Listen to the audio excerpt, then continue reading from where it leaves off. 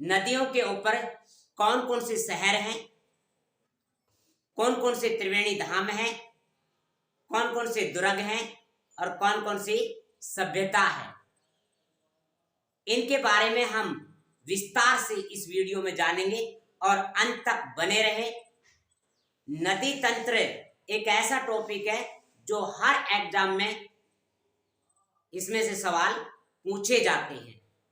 तो जान लेते हैं राजस्थान के नदी तंत्र के बारे में और क्या क्या है इसके विशेषता के बारे में। तो राजस्थान का नदी तंत्र की विशेष जानकारियां हैं। त्रिवेणी संगम की बात करते हैं। त्रिवेणी संगम बम्बे, पहला त्रिवेणी संगम है बम्बे। बम्बे कहां पर पड़ता है? बीगोद, मांडलगढ़, भीलवाड़ा में। बम्बे का मतलब क्या हुआ? B for Banas, B for क्या होता है? Banas, M for Menal, B for Berach. तीन नदियों का जो संगम है वो क्या कहलाता है? बम्बे कहलाता है। क्या कहलाता है? बम्बे। बै फॉर बम्बे, बै फॉर बीगोद। बीगोद में त्रिवेणी संगम जो बनता है, बीगोद कहां पर पड़ता है? मांडलगढ़, भीलवाड़ा में पड़ता है। मांडलगढ़ भीलवाड़ा में पड़ता है। अब नंबर 2 पे त्रिवेणी संगम है सोमाजा। सोमाजा का मतलब क्या हुआ? वेणेश्वर धाम है। वेणेश्वर धाम जो बना हुआ है त्रिवेणी संगम पर बना हुआ है। अब सोमाजा का मतलब क्या हुआ? सोम, माँ का मतलब माही, जा का मतलब जाखम। सोम माही जाखम, सोम माही जाखम। ठीक है जी। यहां पर कौन सा धाम है? वेणेश्वर धाम है। और वेणेश्वर धाम जो कहां पर है? नवाटापुरा, डूंगरपुर में।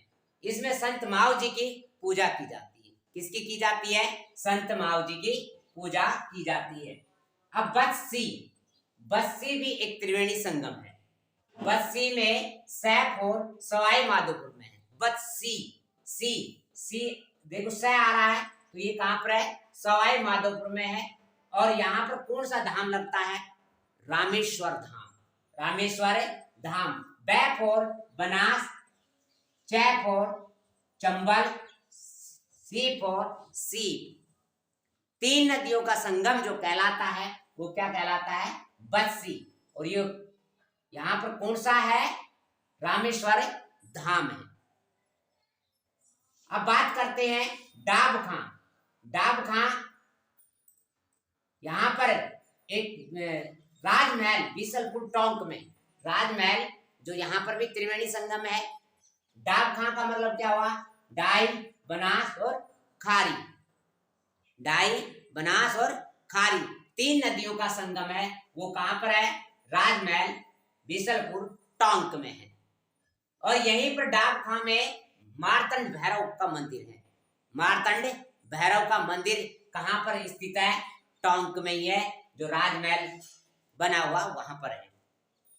अब है बाबा माँ। बाबा माँ का मतलब क्या हुआ? बाप और बाप का मतलब क्या हुआ? बनास, बाप और बांडी, बाप और मानसी। बांडी, बनास और मानसी। मानसी जो नदी है ये देवधाम है। कौन सा धाम है? देवधाम। यहाँ पर भी त्रिवेणी संगम है। जोधपुरिया टोंक में पड़ता है। कहां पर पड़ता है? जोधपुरिया टोंक में है। राजस्थान के इतिहास में 5 ऐसे स्थान है जहां पर त्रिवेणी संगम बनते हैं। त्रिवेणी संगम बनते हैं। एक बन गया बम्बे, सोमाजा, बस्सी, डाब खां, बाबा माँ। बाबा माँ ये 3 यानी कि कितने हो गए? 5 हो गए जो त्रिवेणी संगम है। अब बात करते हैं बनास नदी पर बांध कौन कौन से बने हुए हैं। बनास नदी पर बांध की बात करें तो बनास नदी पर नंदसमंद बांध है। और जो कहां पर पड़ता है? नंदसमंद राजसमंद में पड़ता है। इसरादा बांध है जो सवाई माधोपुर में पड़ता है। और बीसलपुर बांध है जो टोंक में है। ये 3 जो बांध है किस नदी के पर बने हुए हैं? बनास नदी पर। किस पर बने हुए हैं? बनास नदी पर। अब बात करते हैं नदियों के उपनाम। एक बार सेकंड ग्रेड में यहां से सवाल निकाला और उन्होंने कहा कि खंडित नदी के नाम से किस नदी को जाना जाता है? तो देखिए, कांकनी नदी को कांकने या मसूरदी के नाम से भी जाना जाता है। कांकनी नदी को कांकने या मसूरदी नदी के नाम से जाना जाता है। और ये कांकनी नदी कहाँ पर है? जैसलमेर में है। एक कांतली है, कांतली सिक्कर में है। कांतली कहाँ पर है? सिक्कर में है। अब है बाणगंगा नदी, जिसको किस नाम से जाना जाता है? अर्जुन की गंगा के नाम से जाना जाता है। और खंडित नदी के नाम से भी जाना जाता है। और ये किसके नाम से? ताला नदी के नाम से भी जाना जाता है। कौन सी नदी को? बाणगंगा नदी कहाँ पर है? जयपुर में है। कहाँ पर है? जयपुर में। अब देखो, बीकानेर की जीवन रेखा किस को कहा जाता है? लोनकरण सर लिफ्ट नहर है, इसको क्या कहा जाता है? बीकानेर की जीवन रेखा। भरतपुर को क्या कहा जाता है? भरतपुर की जीवन रेखा मोती झील को कहा जाता है। महाराजा रणजीत सिंह ने बनवाया था। महाराजा रणजीत सिंह में इसमें सबसे ज्यादा शैवाल पाए जाते हैं जी। और शैवाल में क्या होता है? नाइट्रोजन होता है। अब देखिए, राजस्थान की जीवन रेखा किसको कहा जाता है? इंदिरा गांधी नहर योजना को कहा जाता है। इंदिरा गांधी नहर योजना को राजस्थान की जीवन रेखा कहा जाता है। मारवाड़ की जीवन रेखा किसको कहा जाता है? किस नदी को? लोनी को। मारवाड़ को, पूरा मारवाड़ को संभालने वाली नदी कौन सी है? लूनी है। अब है राजसमंद की जीवन रेखा किसको कहा जाता है? राजसमंद। राजसमंद में नंद समंद होगा। राजसमंद, वहां पर क्या होगा? नंद समंद झील को कहा जाता है। अब सवाल उठता है, नदियों के किनारे कौन कौन से दुर्ग हैं?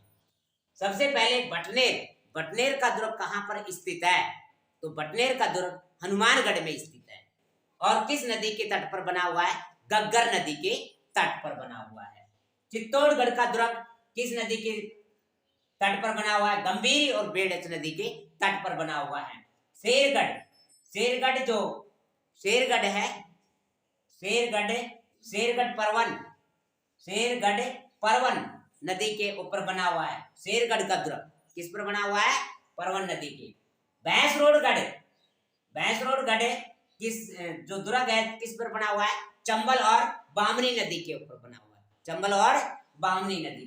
मनोहर थाना, मनोहर थाना जो दुर्ग है वो परवन और कालीखो नदी पर बना हुआ है।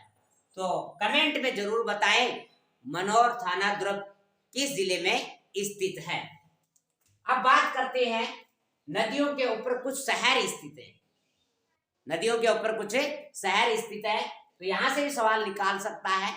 तो देखिए, सुमेर जवाई अनूपगढ़ में बाटा कैसा कोच झाका, आशिक भी का जासू बटोना विजय गुलखा, बापा गवेची बालू उदयपुर आया झाला भागा।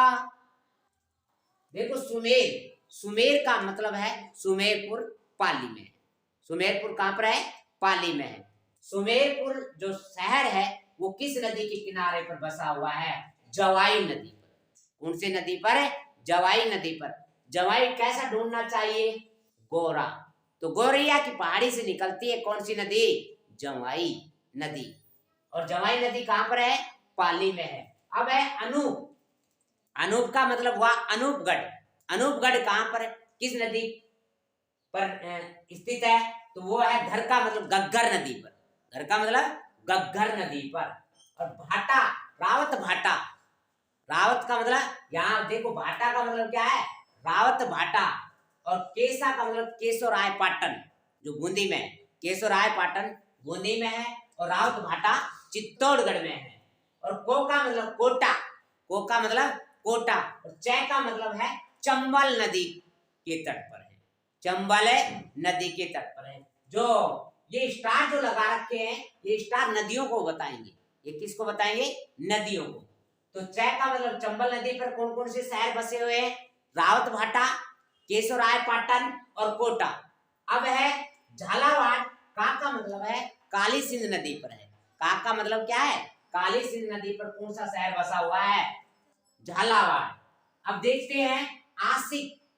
आशिक का यहाँ पर आसीन है, ये लिखने में थोड़ी सी दिक्कत हुई होगी। नहीं, ये आशिक यानी आसीन। भी का मतलब भीलवाड़ा। आसीन जो भीलवाड़ा है ये जो देवनारायण जी का मंदिर भी है आसिंद भीलवाड़ा में, तो खारी नदी पर है। किस नदी पर है? खारी नदी पर है। जा का मतलब है जालोर। जा का मतलब क्या है?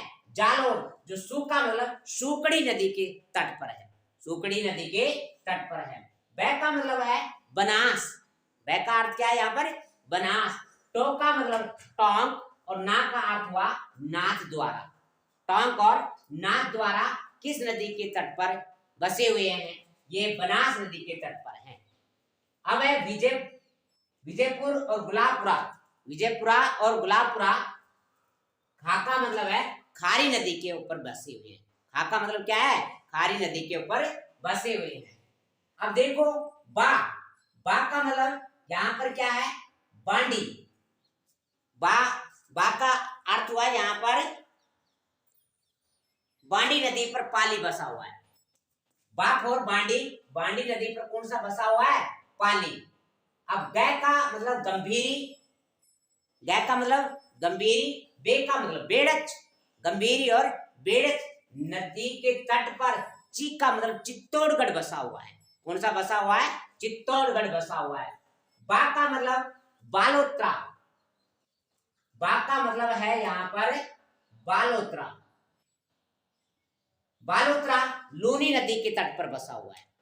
बालोत्रा लूनी नदी के तट पर बसा हुआ है। अब उदयपुर आ का मतलब आयड़ नदी या आहड़ नदी या बेड़च नदी के तट पर बसा हुआ है। कौन? उदयपुर।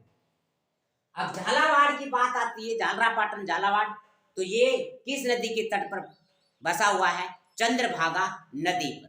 चंद्रभागा नदी पर बसा हुआ है। ये था नदियों पर स्थित शहर।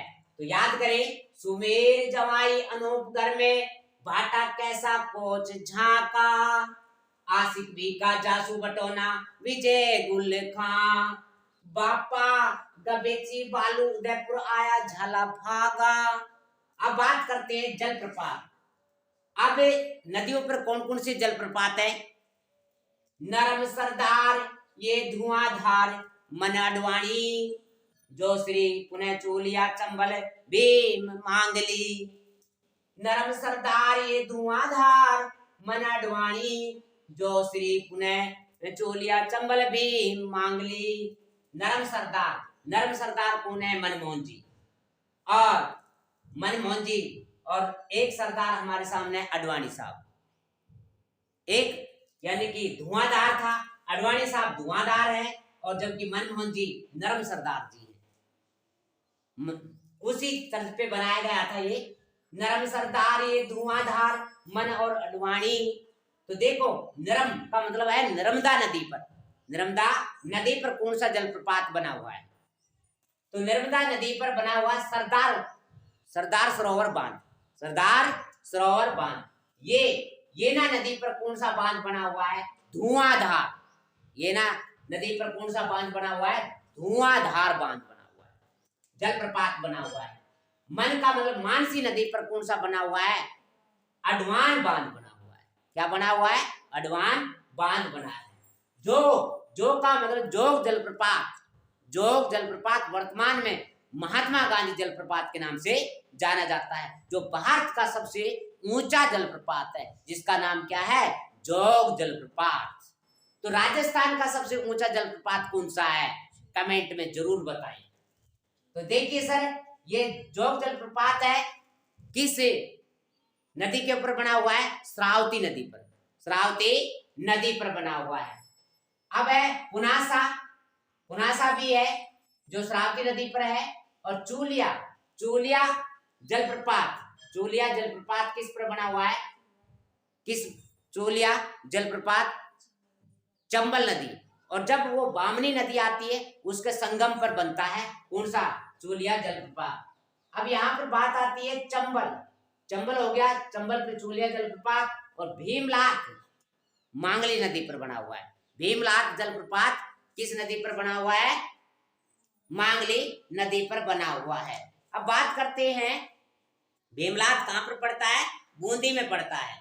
अब जाखम बांध, जाखम जलप्रपात बांध भी है और जलप्रपात है, जो प्रताप के जख्म छोटे नहीं थे, प्रताप के जख्म छोटे नहीं थे। तो प्रताप जख्म का मतलब जाखम नदी हो गया, और प्रताप का मतलब प्रतापगढ़ में है। प्रतापगढ़ में कौन सा है? जाखम नदी पर बना हुआ है, जिसका नाम है लवकुश जलप्रपात। लवकुश जलप्रपात किस नदी पर बना हुआ है? जाखम नदी पर। जाखम नदी पर। बांडी नदी पर कौन सा बना है? दैमोह है। दैमोह है जलप्रपात बना हुआ है, जो कहां पर है? धौलपुर में। अरना झरना जहां पर शुष्क जलप्रपात बना हुआ है, और ये कहां पर है? जोधपुर में है। और काकुंड नदी पर कौन सा जलप्रपात बना हुआ है? दिर बना हुआ है, और जो कहां पर है? भरतपुर में है। जो कहां पर है? भरतपुर में है। अब बात करते हैं, ये तो हो गए जलप्रपात की बात, तो याद रह जाएगा, नरम सरदार ये धुआंधार मन अडवाणी, जो श्री पुनः चोलिया चंबल भीम मांगली। नदियों के किनारे सभ्यता। नदियों के किनारे कौन कौन सी सभ्यता है और कौन कौन सी सभ्यता नहीं है?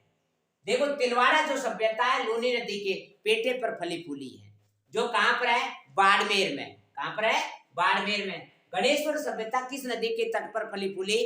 कांतली नदी। कांतली नदी कैसी है? आंतरिक प्रवाह वाली नदी है। और आंतरिक प्रवाह की सबसे लंबी नदी कौन सी है? कांतली है। कौन सी है? कांतली है। और ये कहां पर पाई जाती है? कांतली नदी कहां पर है? सिक्कर में है। रंगमहल या कालीबंगा सभ्यता किस नदी के पेटे पर फली फूली? गग्गर नदी के पेटे पर फली फूली, जो कहां पर है? हनुमानगढ़ में है। अब गिलोंड सभ्यता है। गिलोंड सभ्यता किस नदी के पेटे पर फली फूली? बनास नदी के पेटे पर फली फूली। और जहां कहां पर है गिलोंड? ये राजसमंद में है। कहां पर है? राजसमंद में। अब है आहार सभ्यता या आयड़ सभ्यता, जो बेड़च नदी के पेटे पर फली फूली। बेड़च नदी के पेटे पर फली फूली। आपको पता है आहाड़ के नाम से ये नदी निकलती है, जब ये उदय सागर झील में जब पानी गिरने के बाद में उसका बेड़च नदी नाम पड़ जाता है। उदयपुर में नगरी का मतलब नगरी सभ्यता बेड़च नदी के ऊपर फली फूली, जो चित्तौड़गढ़ में है। यानी बेड़च जयपुर चित्तौड़गढ़ में है। कहां पर है? चित्तौड़गढ़ में है नगरी। अब बैराट बाणगंगा जो बैराट सभ्यता बाणगंगा नदी के पेटे पर फली फूली है, जो कहां पर है? जयपुर में है। सुनारी सभ्यता कहां की है? कांतली झुंझुनू की है। कांतली नदी के पेटे पर फली फूली और झुंझुनू। अब गरदड़ा सभ्यता जो कहां पर है? छाजा नदी पर है, बूंदी पर है। जोधपुरिया सभ्यता कहां पर है? सैफुर सेवर जयपुर से निकलती है। सेवर की पहाड़ी जयपुर से निकलती है साबी, और जो कहां पर है? जयपुर में है। सीमा बनाने वाली नदियां कौन कौन सी है? सीमा कौन कौन सी बनाती है? तो उदयपुर डूंगरपुर की सीमा कौन बनाती है? सोम नदी। डूंगरपुर उदयपुर की सोम नदी। डूंगरपुर और बांसवाड़ा डूब माही डूब और डूबा माही, या डूब और डूंगरपुर, बाप और बांसवाड़ा। माही का मतलब माही नदी डूंगरपुर और बांसवाड़ा की सीमा बनाती है। झालावाड़ और कोटा की सीमा कौन बनाती है? काली सिंध बनाती है। कौन बनाती है? झालावाड़ और कोटा की काली सिंध। काली आऊ पर एमपी में उजाड़ है। कोटा और बारा जो है, जो की सीमा कौन बनाती है? पार्वती और परवन नदी बनाती है। कोटा बूंदी की सीमा कौन बनाती है? चंबल नदी बनाती है। अब उद्गम के समय नदियों के क्या क्या नाम थे? लूनी नदी का, जब लूनी नदी निकलती है उस समय उसका नाम होता है सागरमती। क्या नाम होता है? सागरमती, जो अजमेर में है। और गोविंदगढ़ के पास जब आती है तो उसका नाम सागरमती न होकर के इसका नाम पड़ जाता है लूनी। कालिदास ने लूनी नदी को कौन से नाम का उल्लेख किया है? तो ये जरूर कमेंट में बताएं। अब बात करते हैं कांकनी नदी का मशहूर द्वीप। कांकनी नदी जब निकलती है किस नाम से निकलती है? मसूरदी के नाम से निकलती है। और काकनी नदी कहां पर है? और काकुंड, काकुंड भरतपुर में, और काकनी जैसलमेर में, कांतली सीकर में है, कांतली सीकर में है। बेड़ज का स्टार्टिंग में क्या नाम होता है? आयड़ नाम होता है। उदय सागर झील के बाद इसका क्या नाम पड़ जाता है? बेड़ज पड़ जाता है। अब बात कर लेते हैं और भी देखते हैं, एक छोटी सी ट्रिक के बारे में जान लेते हैं।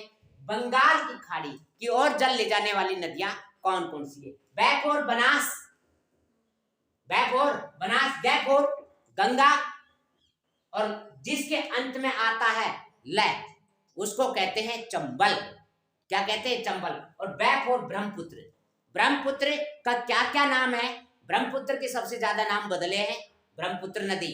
तो यहाँ पर एक छोटी सी ट्रिक है, माचिस चल्दी ऐसा ब्रह्म बांग्लादेश में जमा है, माचिस चल्दी ऐसा ब्रह्म बांग्लादेश में जमा है। माँ का मतलब है, यहाँ पे ब्रह्मपुत्र नदी के बारे में बता रहा हूं, तो ब्रह्मपुत्र नदी कहां से कैसे निकल करके आती है और कैसे बंगाल की खाड़ी में गिरती है उसके बारे में। माचिस का मतलब क्या हुआ?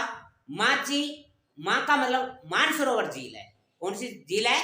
मानसरोवर। ची का मतलब चीमा दूंगा नामक। सह का, जब मानसरोवर से निकल करके निकलती है तो चीमा दूंगा के नाम से निकलती है, और जब ये चलती है तो चलने के बाद में सांगपो नाम इसका हो जाता है। क्या नाम हो जाता है? सांगपो। चल का मतलब ये चल दी, चल का मतलब चलती कहाँ चलती? अरुणाचल प्रदेश में, अरुणाचल प्रदेश में आ जाती है। कहाँ आ जाती है? अरुणाचल प्रदेश में।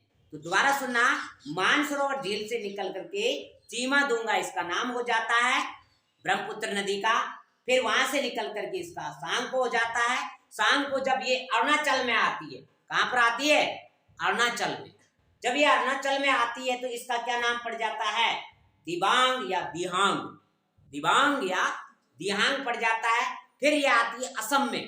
कहां से चल करके आई? असम में। असम में आने के बाद में इसका नाम पड़ जाता है ब्रह्मपुत्र। और बांग्लादेश में जैसे निकलती है इसका नाम पड़ता है मेदना। और जब ये बंगाल की खाड़ी में जाती है, उससे पहले गंगा में मिलती है, तो इसका नाम पड़ जाता है जमुना। क्या पड़ जाता है? जमुना। तो याद रखना, माचिस चल्दी ऐसा ब्रह्म बांग्लादेश में जमा है, माचिस चल्दी ऐसा ब्रह्म बांग्लादेश में जमा है।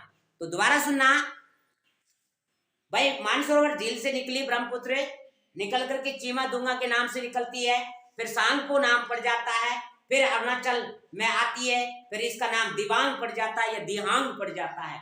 जब असम राज्य में आती है तो इसका नाम ब्रह्मपुत्र पड़ जाता है। ये ब्रह्मपुत्र के नाम से बहती है बांग्लादेश में।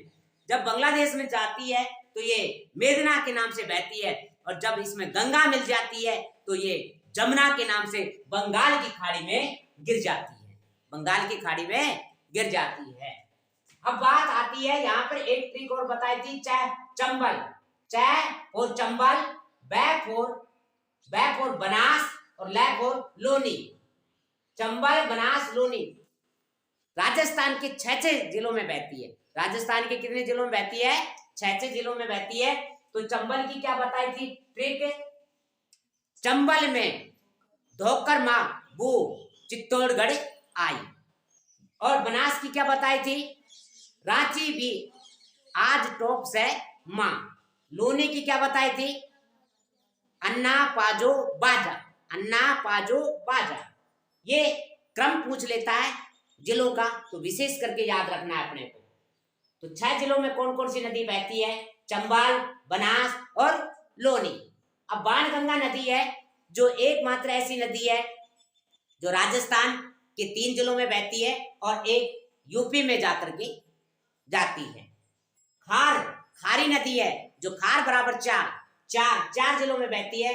राजसमंद, भीलवाड़ा, अजमेर, टोंक में इस क्रम से बहती है। राजसमंद, भीलवाड़ा, अजमेर, टोंक में। बेड़च नदी में 3 अक्षर हैं तो 3 जिलों में बहती है।